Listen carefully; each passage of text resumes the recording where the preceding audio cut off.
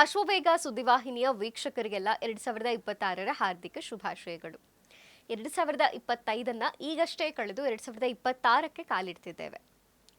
12 ತಿಂಗಳಲ್ಲಿ ಸಾಕಷ್ಟು ಬದಲಾವಣೆಗಳನ್ನು ನಮ್ಮ ಜೀವನದಲ್ಲಿ ಕಂಡಿರ್ತೇವೆ. ಅದಕ್ಕೆ ನಮ್ಮ ಕರ್ಮಗಳೋ ಅಥವಾ ಕೆಲಸಗಳೋ ಕಾರಣವಿದ್ದ ಹಾಗೆ ಗ್ರಹಗತಿಗಳು ಕೂಡ ಮುಖ್ಯವಾದ ಕಾರಣವಾಗುತ್ತೆ. 12 ತಿಂಗಳುಗಳಲ್ಲಿ ಸಾಕಷ್ಟು ಗ್ರಹಗತಿಗಳ ಬದಲಾವಣೆ ಆಗಿರುತ್ತೆ.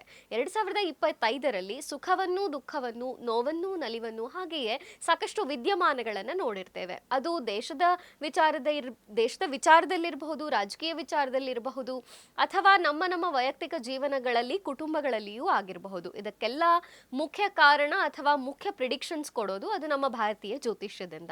ಅಂತಹದ್ದೇ ಜ್ಯೋತಿಷ್ಯ ಶಾಸ್ತ್ರದಿಂದ ಇವತ್ತು ಕೂಡ 2026 ಹೇಗಿರುತ್ತೆ, ರಾಜಕೀಯ ದೃಷ್ಟಿಯಲ್ಲಿ ಹೇಗಿರುತ್ತೆ, ಜಗತ್ತಿನ ದೃಷ್ಟಿಯಲ್ಲಿ ಹಾಗೂ ದೇಶದ ದೃಷ್ಟಿಯಲ್ಲಿ, ಜೊತೆಗೆ ಮುಖ್ಯವಾಗಿ ಇವತ್ತು ಸುದೀರ್ಘವಾಗಿ 12 ರಾಶಿಗಳ ಮೇಲೆ ಯಾವೆಲ್ಲ ರೀತಿಯ ಪರಿಣಾಮವನ್ನು ಬೀರುತ್ತೆ 2026, ಯಾವೆಲ್ಲ ಗ್ರಹಗತಿಗಳು ಮುಖ್ಯವಾಗಿ ಬದಲಾಗುತ್ತೆ.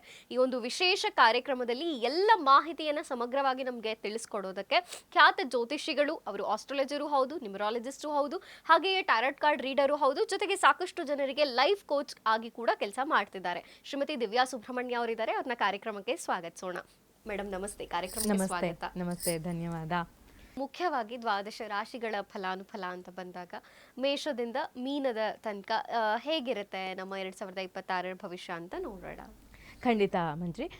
ಇದೇನಾಗತ್ತೆ ಅಂತ ಹೇಳಿದ್ರೆ, ನಾವು ಯಾವಾಗಲೂ ಯಾವುದೇ ಒಂದು ವರ್ಷ ಭವಿಷ್ಯವನ್ನು ನಾವು ಗಮನಿಸಬೇಕಾದ್ರೆ ಮೇಜರ್ ಪ್ಲಾನೆಟರಿ ಪೊಸಿಷನ್ ಚೇಂಜಸ್ ಏನಾಗತ್ತೆ ಅನ್ನೋದ್ರ ಮೇಲೆ ನಾವು ಹೇಳ್ತೀವಿ.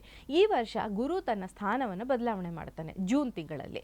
ಸೊ ಅದರ ಮಧ್ಯದಲ್ಲಿ ಏನಾಗುತ್ತೆ, ವಕ್ರತ್ವಕ್ಕೆ ಹೋಗ್ತವೆ ಗುರುಗಳು, ಇದು ಏನು ಪ್ಲಾನೆಟ್ಸು, ಅದರ ಬಗ್ಗೆ ನಾವು ಹೆಚ್ಚಾಗಿ ಹೋಗೋದು ಬೇಡ. But major planetary position change ಆಗುವಂಥದ್ದು ಅಂದರೆ ಗುರು, ಶನಿ, ರಾಹುಕೇತುಗಳು, ಈ ಪ್ಲಾನೆಟ್ಸ್ ಏನಿದೆ ಇದನ್ನು ಇಟ್ಕೊಂಡು ನಾವು ವರ್ಷ ಭವಿಷ್ಯವನ್ನು ಪ್ರೆಡಿಕ್ಟ್ ಮಾಡಬೇಕಾಗತ್ತೆ. ಬಟ್ ಬೇರೆ ಪ್ಲಾನೆಟ್ಸ್ನ ಯಾಕೆ ತಗೊಳ್ತಿಲ್ಲ ಅಂತ ಹೇಳಿದ್ರೆ, ಫಾಸ್ಟ್ ಮೂವಿಂಗ್ ಪ್ಲಾನೆಟ್ಸ್. ಸೊ ಚಂದ್ರ ಅಂತೂ ಎವ್ರಿ ಡೇ ಚೇಂಜ್ ಆಗ್ತಾನೆ. ಸೊ ಚಂದ್ರನ ಇಟ್ಕೊಂಡು ನಾವು ಇಯರ್ಲಿ ಪ್ರೆಡಿಕ್ಷನ್ಸ್ನ ಮಾಡೋಕ್ಕಾಗಲ್ಲ. ಸೊ ಲಾಂಗ್ ಟೈಮ್ ಅಂದರೆ ಸ್ಲೋ ಮೂವಿಂಗ್ ಪ್ಲಾನೆಟ್ಸ್ ಏನಿದೆ ಇದನ್ನು ಇಟ್ಕೊಂಡು ನಾವು ಹೇಳಬೇಕಾಗತ್ತೆ. ಸೊ ಹಾಗೆ ಹೇಳುವಾಗ ಗುರು ಮೇಷರಾಶಿಯವರಿಗೆ, ಮೊದಲನೇದಾಗಿ ಮೇಷರಾಶಿ ನೋಡೋಣ. ಮೇಷರಾಶಿಯವರಿಗೆ ಏನಂದರೆ, ಗುರು ತನ್ನ 3ನೇ ಮನೆಯಲ್ಲಿದ್ದಾನೆ, ಮೇಷದಿಂದ 3ನೇ ಮನೆಯಲ್ಲಿದ್ದಾನೆ. ಜೂನ್ ನಂತರ 4ನೇ ಮನೆಗೆ ಬರ್ತಾನೆ. ಶನಿ ಬಂದು 12ನೇ ಮನೆಯಲ್ಲಿ, ವರ್ಷ ಪೂರ್ತಿ ಅಲ್ಲೇ ಇರುವಂಥದ್ದು. ಸೊ ಮೇಷರಾಶಿಯವರಿಗೆ ರಾಹು 11ನೇ ಮನೆಯಲ್ಲಿ, ಕೇತು 6ನೇ ಮನೆಯಲ್ಲಿ, ಹೀಗಿದೆ ಪ್ಲಾನೆಟರಿ ಪೊಸಿಷನ್. ಸೊ ಇದಕ್ಕೆ ಏನು ಪ್ರೆಡಿಕ್ಷನ್ಸ್ ಕೊಡಬಹುದು ಅನ್ನೋದನ್ನು ನಾನು ಹೇಳ್ತಾ ಹೋಗ್ತೇನೆ. ಈಗ ಮೇಷರಾಶಿಯವರಿಗೆ ಮೊದಲನೇದಾಗಿ, ಮೇಷರಾಶಿಯಲ್ಲಿ ನೀವೇನಾದರೂ ಹುಟ್ಟಿ ಮೀಡಿಯಾದಲ್ಲಿ ನೀವೇನಾದರೂ ಇದ್ದರೆ ತುಂಬ ಚೆನ್ನಾಗಿ ಶೈನ್ ಆಗ್ತೀರಾ. ನಿಮ್ಮ ಕಮ್ಯುನಿಕೇಷನ್ ತುಂಬ ಚೆನ್ನಾಗಿ ಇಂಪ್ರೂವ್ ಆಗುತ್ತೆ. ಈ ಪೇಪರ್ನಲ್ಲಿ ಬರೆಯೋಂಥವ್ರಿಗೆ, ರೈಟಿಂಗಲ್ಲಿರಬಹುದು, ಮೀಡಿಯಾದಲ್ಲಿರೋರಿಗೆ ಈ ವರ್ಷ ತುಂಬ ಒಳ್ಳೆಯದು ಅಂತ ಹೇಳ್ಬೋದು. ಹಾಗೆಯೇ ನಿಮಗೆ ಆರೋಗ್ಯದ ವಿಚಾರಕ್ಕೆ, ಮೇಷರಾಶಿಯವ್ರಿಗೇನಾದರೂ ಆರೋಗ್ಯದ ವಿಚಾರದಲ್ಲಿ, ಅದರಲ್ಲೂ ENT ರಿಲೇಟೆಡ್ ಏನಾದರೂ ಪ್ರಾಬ್ಲಮ್ಗಳಿದ್ದರೆ ಈ ಸಮಯದಲ್ಲಿ, ಅಂದರೆ ಜೂನ್ವರೆಗಿನ ಸಮಯದಲ್ಲಿ ಅದು ಕ್ಲಿಯರ್ ಆಗೋದಕ್ಕೆ ಅವಕಾಶ ಇರುತ್ತೆ ಅಂತ. ENT ರಿಲೇಟೆಡ್ ಪ್ರಾಬ್ಲಮ್ಸ್ ಏನಾದರೂ ಇದ್ದರೆ ಅದನ್ನು ಬಗೆಹರಿಸ್ಕೊಳ್ಬಹುದು. ಜೂನ್ ನಂತರ ಬರುವಂಥ ಸಮಯ ಏನಿದೆ ಅದು ತುಂಬ ಪಾಸಿಟಿವ್ ಆದಂಥ ಸಮಯ. ಗುರು ಉಚ್ಚ ಸ್ಥಾನಕ್ಕೆ ಬರ್ತಾನೆ, ಹಾಗೆಯೇ ಕೇಂದ್ರ ಸ್ಥಾನಕ್ಕೆ ಬರ್ತಾನೆ, 4ನೇ ಮನೆ ಅಂತ ಹೇಳ್ತೀವಿ. ತಾಯಿಯ ಆರೋಗ್ಯದಲ್ಲಿ ದೊಡ್ಡ ಮಟ್ಟದ ಸುಧಾರಣೆ ಆಗೋದಕ್ಕೆ ಅವಕಾಶ ಇರುತ್ತೆ. ಹಾಗೆಯೇ ತಾಯಿಯಿಂದ ಸಿಗಬೇಕಾಗಿರುವಂಥ ಎಲ್ಲ ಸಪೋರ್ಟು ನಿಮಗೆ ಸಿಗ್ತಾ ಹೋಗುತ್ತೆ. ತಾಯಿಯೊಟ್ಟಿಗೆ ನಿಮಗೇನಾದರೂ ಮನಸ್ತಾಪ ಇದ್ದರೆ ಅದು ಕ್ಲಿಯರ್ ಆಗುತ್ತೆ. ನೀವೇನಾದರೂ ಪ್ರಾಪರ್ಟಿ ತೊಗೊಳ್ಬೇಕು, ಮೇಷರಾಶಿಯವರು ಇವತ್ತಿಂದನೇ ಪ್ಲಾನ್ ಮಾಡ್ಬೋದು. ನೀವೇನಾದರೂ ಪ್ಲಾಟ್ ತೊಗೋಬೇಕು, ಫ್ಲ್ಯಾಟ್ ತೊಗೋಬೇಕು ಅಂತ ಯೋಚನೆ ಮಾಡ್ತಾ ಇದ್ದರೆ ಅದಕ್ಕೆ ನೀವು ಪ್ರಿಪ್ರೇಷನ್ ಮಾಡ್ಕೊಳ್ಳಿ. ಇನ್ನು 6 ತಿಂಗಳಲ್ಲಿ ನೀವು ಅದಕ್ಕೆ ಪೂರ್ತಿ ಪ್ರಮಾಣದಲ್ಲಿ ರೆಡಿ ಇದ್ದರೆ ಆವಾಗ ನೀವು ಅದನ್ನು ಮಾಡ್ಕೊಳ್ಬಹುದು ಅಂತ. ಆಮೇಲೆ 4ನೇ ಮನೆಗೆ ಬಂದ ತಕ್ಷಣ ಗುರು ನಮಗೆ ಒಂದು ಸುಖ ಸ್ಥಾನ ಅದು ಅಂತ. ಸುಖ ಹೆಚ್ಚಾಗಿ ಕೊಡಲಾರ, ಗುರು ಕೊಡುವಂಥದ್ದು ಬುದ್ಧಿ ಕಲಿಸುವಂಥದ್ದನ್ನೇ ಹೊರತು ಹೆಚ್ಚು ಸುಖ ಕೊಡಲ್ಲ. ಬಟ್ ನಿಮಗೆ ಏನೆಲ್ಲ ಬೇಕು, ನೀವು ಮುಂದಿನ ದಿನಗಳಲ್ಲಿ ನೆಮ್ಮದಿಯಾಗಿರೋದಕ್ಕೆ ಯಾವ ರೀತಿಯ ಪ್ರಿಪ್ರೇಷನ್ ಮಾಡ್ಕೋಬಹುದು, ಆ ಪ್ರಿಪ್ರೇಷನ್ನ ಗುರುಗಳು ಈ ಸಮಯದಲ್ಲಿ ಕೊಡ್ತಾರೆ, ಜೂನಿಂದ ಡಿಸೆಂಬರ್ವರೆಗೂ ಅಂತ ಹೇಳ್ಬೋದು. ಬಟ್ ಶನಿ ಬಂದು ಮೇಷರಾಶಿ ಅಥವಾ ಮೇಷ ಲಗ್ನ ಎರಡರವರು ನೋಡ್ಕೊಳ್ಳಿ. ರಾಶಿಯವರು ತುಂಬ ಸಾವಿರಾರು ಜನ, ಲಕ್ಷಾಂತರ ಜನ, ಕೋಟ್ಯಾಂತರ ಜನ ಇರ್ತಾರೆ. ಹಾಗಾಗಿ ಲಗ್ನದಿಂದನೂ ನೋಡಿಕೊಂಡ್ರೆ ಇನ್ನೂ ಹೆಚ್ಚು ಸರಿಯಾದ ಪ್ರೆಡಿಕ್ಷನ್ಸ್ನ ಕೊಡಬಹುದು ಅಂತ ಅನ್ನೋಂಥದ್ದು ನನ್ನ ಅಭಿಪ್ರಾಯ.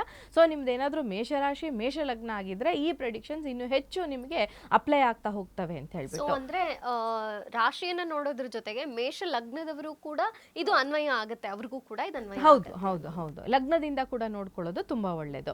ಇನ್ನು 12ನೇ ಮನೆಯಲ್ಲಿ, ಮೇಷದಿಂದ 12ನೇ ಮನೆಯಲ್ಲಿ ಶನಿ ಇರುವಂಥದ್ದು, ಇದು ಸ್ವಲ್ಪ ನಮಗೆ ಟ್ರಬಲ್ ಕೊಡುವಂಥ ವಿಷಯ ಅಂತ. ಮೇಷರಾಶಿಯವರಿಗೆ ನೀವು ಕೇಳಿರ್ತೀರ ಸಾಡೆ ಸಾತಿ ಪ್ರಾರಂಭ ಆಗಿದೆ ಅಂತ ಹೇಳಿ. ಸೊ ಆ ಸಾಡೆ ಸಾತಿ ಎಫೆಕ್ಟಿಂದ ಸ್ವಲ್ಪ ವರ್ಕ್ ಪ್ರೆಷರ್ ಜಾಸ್ತಿ ಆಗಿರಬಹುದು, ನಿದ್ದೆ ಹಾಳಾಗುವಂಥದ್ದು, ಅನ್ವಾಂಟೆಡ್ ಆಗಿ ಹಾಸ್ಪಿಟಲೈಸೇಷನ್ನು, ಅನ್ವಾಂಟೆಡ್ ಆಗಿ ಹಾಸ್ಪಿಟ್ಲ್ಗಳಿಗೆ ಹೋಗಿ ಖರ್ಚು ಮಾಡೋವಂಥದ್ದು. ಹಾಸ್ಪಿಟ್ಲಿಗೆ ಹೋಗೋವಂಥದ್ದು ಅಷ್ಟೇ ಅಲ್ಲದೆ ಅಲ್ಲಿ ಎಕ್ಸ್ಪೆನ್ಸಸ್ಸು ಆಗುತ್ತೆ, ಅನ್ವಾಂಟೆಡ್ ಆಗಿ ವೇಸ್ಟ್ ಆಗ್ತಾ ಹೋಗುತ್ತೆ ಟೈಮು ಅಂತ ಹೇಳ್ಬೋದು.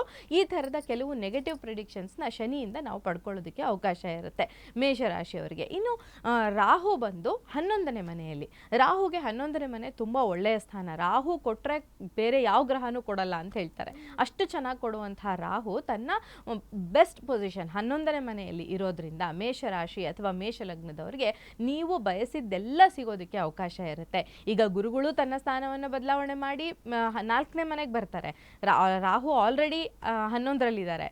ಸೊ ಈ ಸಮಯದಲ್ಲಿ ನೀವು ಅಂದುಕೊಂಡಂತಹ ಎಲ್ಲ ಕೆಲಸಗಳು ಸುಸೂತ್ರವಾಗಿ ನಡೆಯೋದಕ್ಕೆ ಅವಕಾಶ ಇರುತ್ತೆ.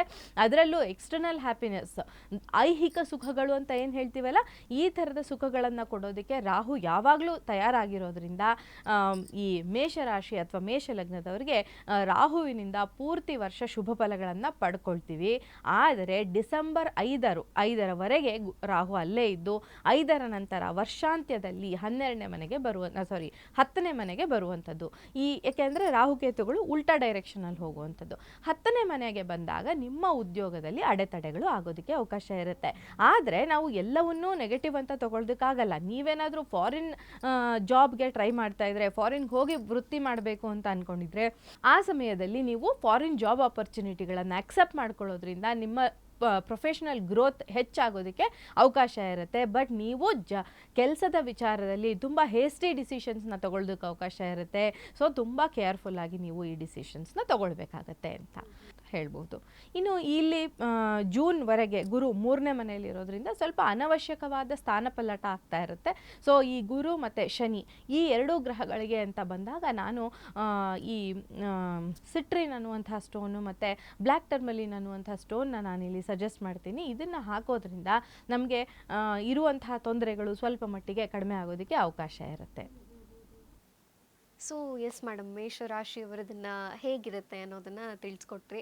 ಇವರು ಸರಳವಾಗಿ ಏನು ಪರಿಹಾರ ಮಾಡ್ಕೊಳ್ಬೇಕು? ಒಂದು, ತಾವು ಕ್ರಿಸ್ಟಲ್ನ ಸಜೆಸ್ಟ್ ಮಾಡಿದ್ರಿ, ಅದನ್ನು ಖಂಡಿತವಾಗಿಯೂ ಇದು ಮಾಡ್ಬೋದು. ಜೊತೆಗೆ ಮತ್ತೊಂದೇನಾದ್ರು ಪೂಜೆ ಅಥವಾ ಮತ್ತೆ ಏನಾದ್ರು ಸರಳ ಪರಿಹಾರ ಇದೆಯಾ ಅಂತ?